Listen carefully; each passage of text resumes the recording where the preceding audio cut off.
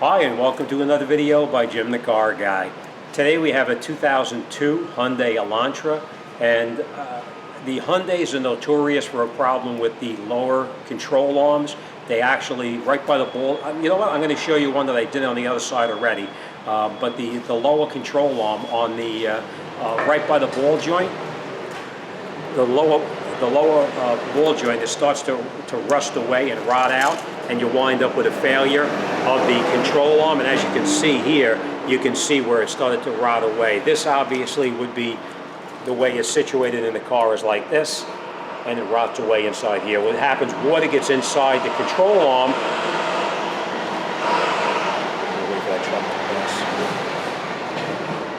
Okay, water gets inside the control arm and it just lays inside there, and it slowly rots it away from the inside out. So that's what we're gonna be replacing. It is under a recall, but we're gonna do it here at the shop instead of bringing it back for the recall, because it's a friend of mine's car.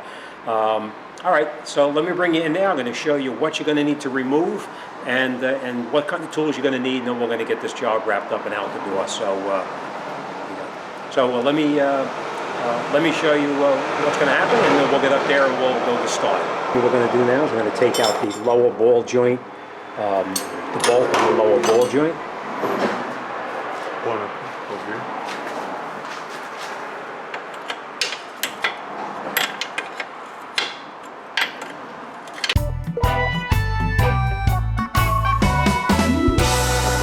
The ball joint, the nut off the ball joint, we're going to separate the lower control arm from the knuckle. Now, there's two different ways you can do it. You could bang it with a hammer and get it out of there. They actually have a fork that you can.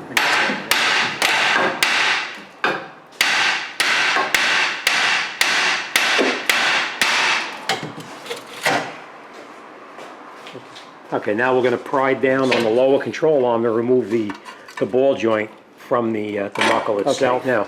Now, as you can see, it was this stabilizer link would not come off, so we wound up having to cut it off with a disc just to cut this off so we can get it out. We're not going to take the bottom off because this doesn't really matter at this point. We are going to replace this. Now we are changing the control arm, so we're just going to leave this on there, and then it's garbage. All right, so what we're going to do next is we're going to take off that nut right there, this nut inside right here, and then we're going to air gun off this bolt in the back here. This one is a little bit tighter, but we'll show you how that goes back on later on. All right, so all right, let's get started. This time, you know what? I got to get the batteries going.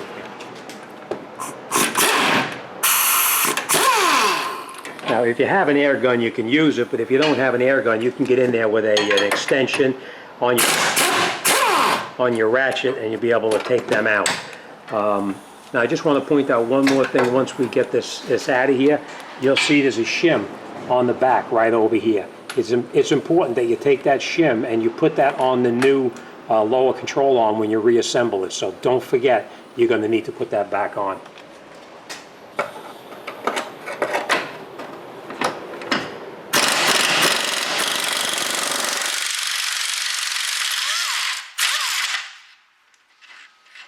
As you can see, we sprayed that up with some penetrating oil because it'll make it come out a lot easier.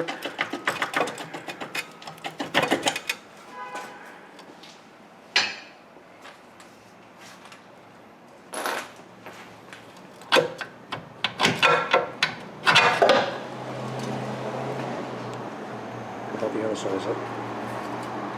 As you can see, this one is not as rotted out as the other one, but you could see it was coming, so it is logical to change both of them at this point.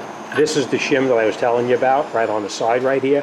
This needs to come off like that, and we need to put this onto the new control arm before we reassemble it. So let's grab the new arm and we'll continue. Okay, always match up your control arm to make sure you have the correct arm. As you can see, this one looks like that it is the correct one. But we're going to take it, we're going to put it over the top like this, and we're going to make sure everything lines up just the way it's supposed to.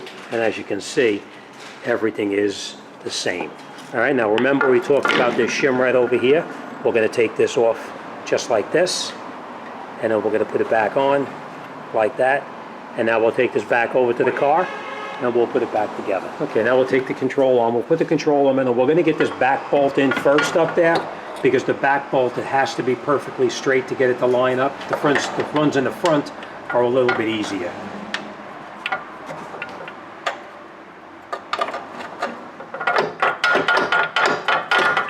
You want to definitely catch it by hand. You don't want to use an air gun on it.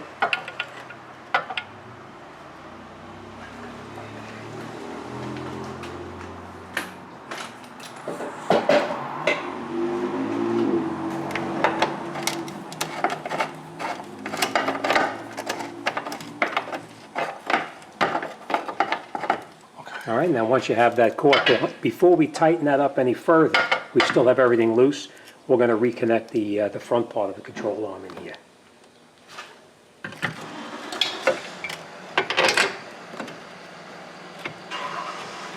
Again, you're screwing everything in by hand.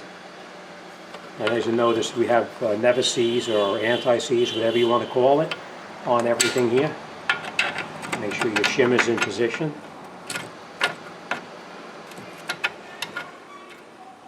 And then once you have them caught and you catch them by a couple threads, then you can shoot it in with your air gun, or you can turn it in with your ratchet. But it's important that you catch everything by hand first before you tighten up anything. And now we're going to come in here with the air gun, and we're going to tighten everything up.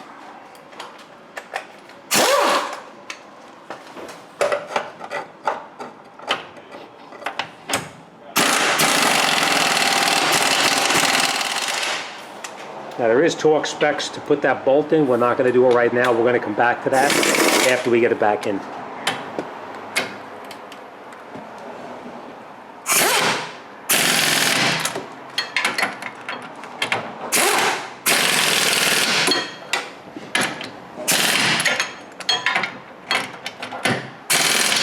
Okay, now we're going to cut away. We're going to actually get the torque wrench, and we're going to make sure these bolts are torqued down to the proper foot-pounds. So let me torque them in, and then we'll come right back. Okay, now to put the link back on, you basically just put the link through, and you want to get both of them through before you tighten anything up. Now, as you can see with this stabilizer link, this is a little different than the one that came off. You see in back right here, you can put a wrench on here and hold this when you tighten this in up in the front here.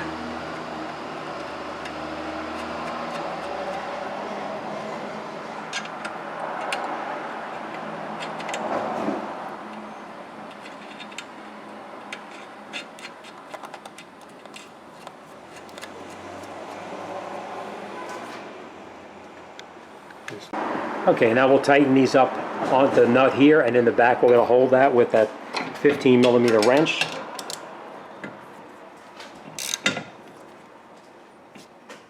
And by holding that wrench now, it keeps the shaft from spinning on the stabilizer link.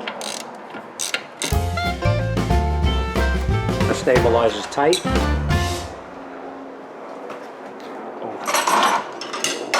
Now we're going to pry down on the lower control arm, just so we can get the ball joint back into the knuckle where it's supposed to be.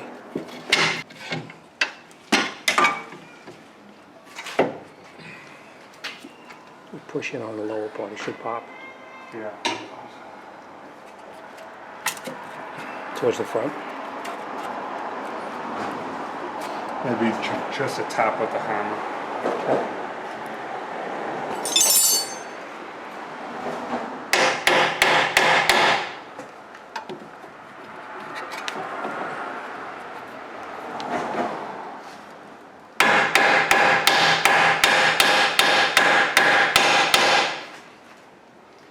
And then once we have that in there, now we can put our nut back onto the lower ball joint, and then we'll tighten up that nut.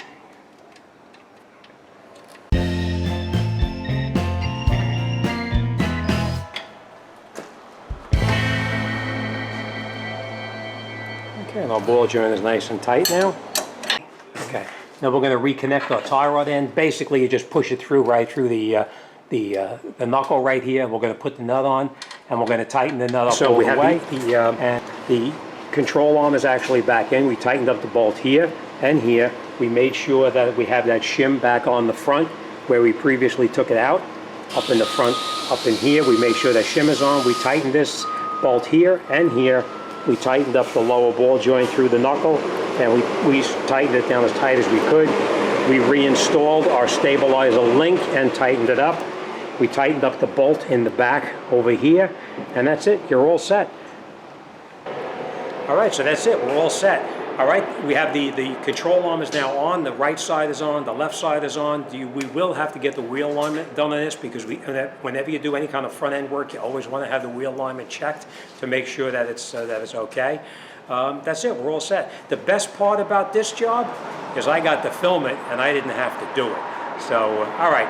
And any questions, any comments, you want to talk to me about anything, send me an email. I'll be more than happy to talk to anybody about anything. As always, thanks for watching. See you on the next one.